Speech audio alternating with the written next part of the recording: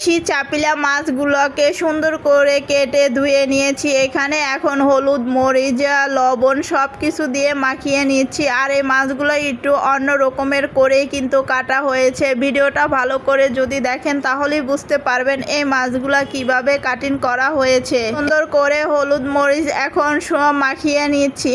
এখন এখানে গরম তেলের মধ্যেই আজকে কারেন্টের চুলায় মাছগুলোকে সুন্দর করে এপিট ওপিট করে ভেজে নিব এক এক করে। এখন সব মাছগুলোকে ফ্রাই প্যানের মধ্যে দিয়ে দিব। এখন মাছগুলো ভাজলে কিন্তু বিশ্বাস করেন ইলিশ মাছের মতনই একদম ঘ্রাণ আসে।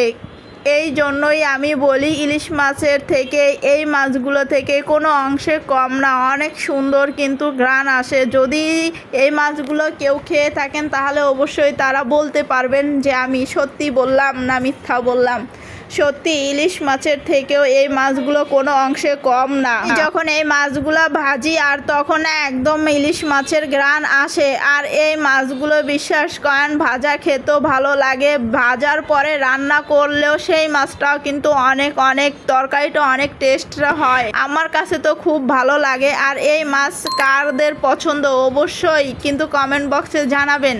আমার কিন্তু এই মাছগুলো ভাজা তরকারি দিয়ে রান্না করা যেমনি রান্না করে এই মাছগুলো ভাজা এবং কি পানি দেওয়া ভাতের সাথে বেশি টেস্ট, অনেক মজা।